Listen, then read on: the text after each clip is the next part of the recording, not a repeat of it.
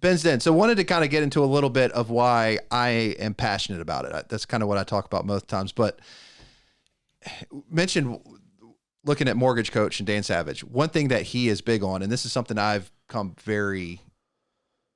it's become very personal to me, is the financial literacy crisis going on right now. Huge.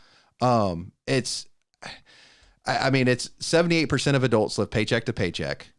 3 out of 5 adults don't have a budget. People just don't pay attention to the financials, and that's such a big, important part to their family. Like, and we look at what we do for a living. Like, we guide, we educate, like we help correct this. We show people options like that. If you sit here and say, oh, your job as a loan officer is to get someone the best rate. No. If your job as a loan officer is to tell people exactly what they should do. No. Your job is to educate, teach, show different options, and show them what they're deciding on. So in essence, this is what we do. Right. We teach. Right. So I'm looking here, there's 17 states that have any sort of financial classes. Only 17. Only 17. So not even half of them. Right. So most of them don't teach anything. So someone graduates from high school, goes into the real world. They don't know anything about taxes, about interest. How are you supposed to live? Like, that's the most important thing that you should learn. That's how you're going to feed your kids. That's how you're going to pay for your rent. That's how you're going to understand the basics of economics so you can vote and decide on these people who are giving you these headlines that are extremely misleading because you don't understand the why behind things. Or don't care enough to look. Right. Like, it's at the end of the day, like I said, I mean, you need to understand why you're doing things and what your goal is. And this is probably my biggest goal, is educate people to help solve this crisis. And it is a crisis. It absolutely is. I think that's absolutely fair. Like, that is spot on. Our job is not to sell rate. Our job is not to sell you and push you into a mortgage. Our job, and I tell everyone this, I am a tool for you to help decide what is best for your family. Yeah. That's all I am. I'm not going to push you. I'm not going to tell you right now. And you know this personally. I don't like to work with realtors that are pushing people into a transaction. Right. It makes me uncomfortable, and I tell them, hey, like, I'm going to give them their financial options, and then they're going to decide if they can afford that or not. They're going to decide. But here's the other piece. You mentioned something. How many families don't have a budget, so you don't know where your money's going, right? 3 out of 5. I did an article. That's crazy.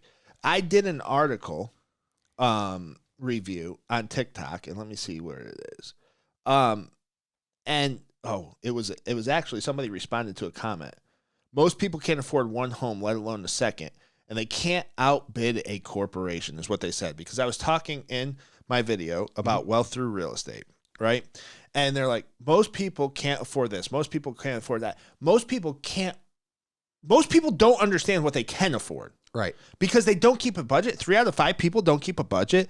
They don't understand what they can afford. How many people do you think pull up their bank statements and see where their money's going? Let me tell a personal story. My wife and I were discussing our budget, and she does an absolutely awesome job. Shout out, Liz. If you ever watch this show, you do an absolutely awesome job of making sure our money goes to a certain place. You know this.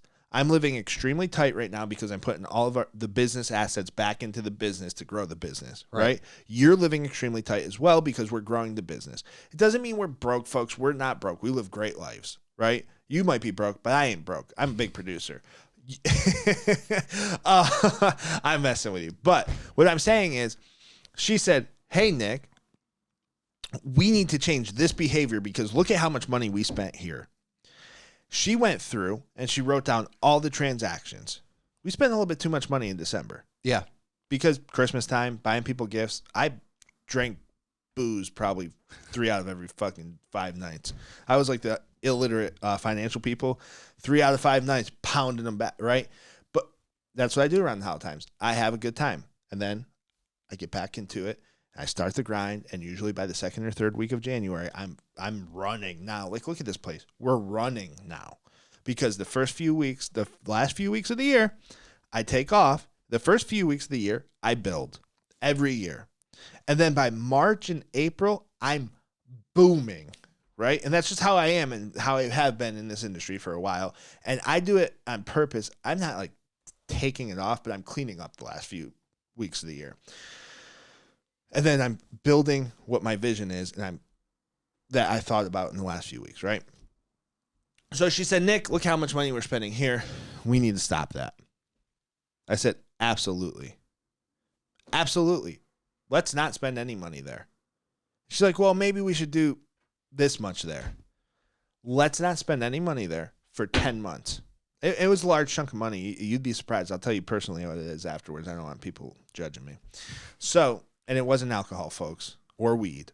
Neither of those. So I said, okay, absolutely. We'll stop spending there. Let's just cut it out completely. We don't have to cut it out forever completely because it's something we enjoy doing, but let's cut it out for now. And let's take that money for the next 12 months and put it into a separate bank account. And then let's buy a rental property because it'll be enough for a down payment on a rental property. So I saw that comment that I just read on TikTok and I'm like, people are so blind to what they're doing with their finances that they're costing themselves long-term wealth. Right. Plain and simple. Don't be blind to your finances. Make a budget. Know where the money's going. I always say step one is to have a plan. What's your plan? I think I might be wrong on that, though. Step one is to have a goal. Step two is to create a plan.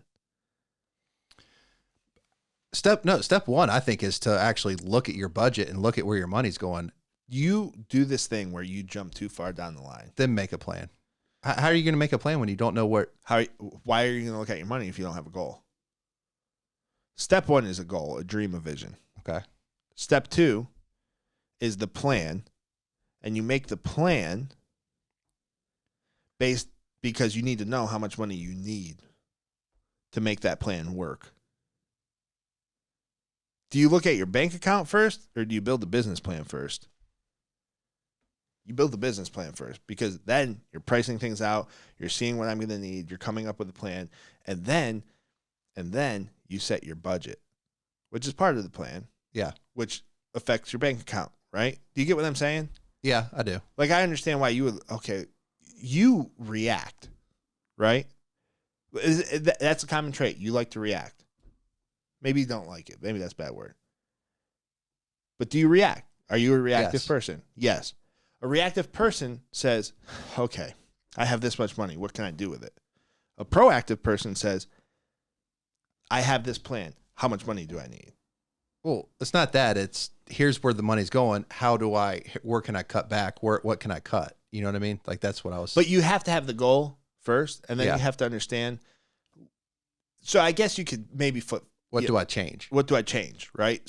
So the goal and the plan says, like, so say you're trying to start a restaurant or buy an investment property. You're trying to buy an investment property. Let's do that. $100,000 investment property, 20% down is what? 100,000, 20,000 down, 80,000.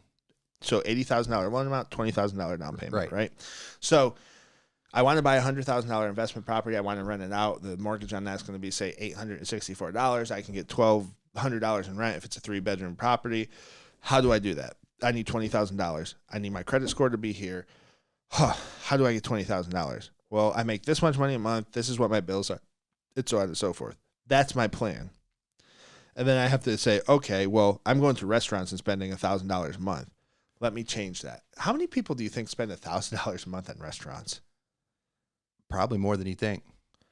Do you know if you go out to eat 5 days a week for lunch and you spend $12, which is probably right around where you're spending, if not more. Probably more nowadays. So let's call inflation. Right. So we're going to call it $12 though, because I've already done the math in my head. That's $70 a week if you do that 5 days a week. That's $280 a month.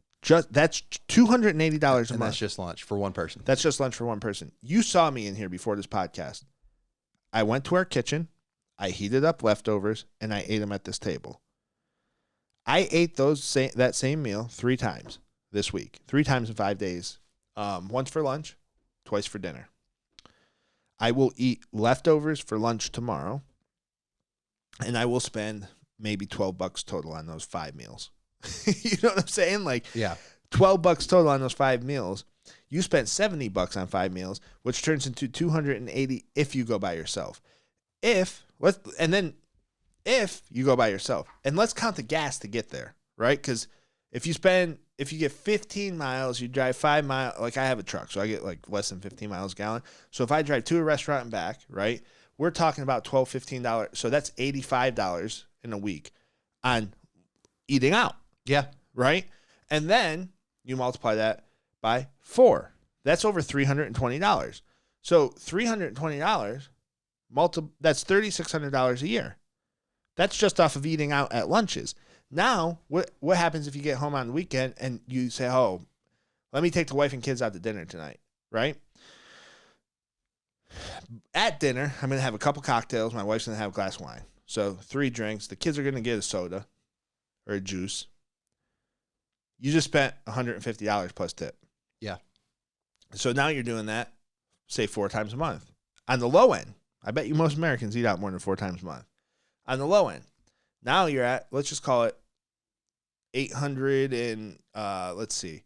We'll call it $800. The 320 plus the 400, we'll say $100 on the low end, $100 a week, taking the family out. So now you're at $800, right? Right. So you've now just spent $800 monthly. That's like what, $10K a year? Yeah. That's if you only go out 4 times with the family. How about this? The 23-year-old kid who's super broke but spends $100 a night on a Friday and a Saturday at a bar drinking beer. What do you want more? Do you want to drink that beer and have those memories, or do you want to have an investment property and when you're in your 40s retire and live a great life with some wealth? If you're young and drink a lot, take 1 month off and look at your bank account. You will be amazed. Ben knows. I did it in college. Right. It's wild. I was in college. I didn't have any money, so I don't know about that. But do it when you're a young adult for sure. But what I'm getting at is that comment was most can't afford 1, let alone 2. Well, you could afford 1, right? If you looked and had some financial literacy, which Ben's Den was talking about. Right. Have the financial literacy to understand, like, hey, this is not working. Right. So that's all I'm getting at. Like, it is possible. You have to make sacrifices. No one says, hey, you're going to own a bunch of houses. It's going to be super easy. Hey, you're going to buy a home. It's going to be easy. Nothing's easy. Anything that comes in life that's good is not easy. And to understand, debt, like, is another thing. Right. Like, I mean, it's a tool. And we always say mortgage, especially a mortgage over 30 years, is a great tool. Let's look at that, though, in a vacuum, right? So mortgages are good because it's low interest debt that you can get a home out of. Over a long term, doesn't hurt your cash flow. Right. Yeah. Right. Well, it does hurt your cash flow because you're paying something, but it's a tool. Yes. Credit card debt is not a tool. Yes. That's bad debt. Yes. 23% interest rates on good credit score people on credit cards right now, right? So it's just one of those.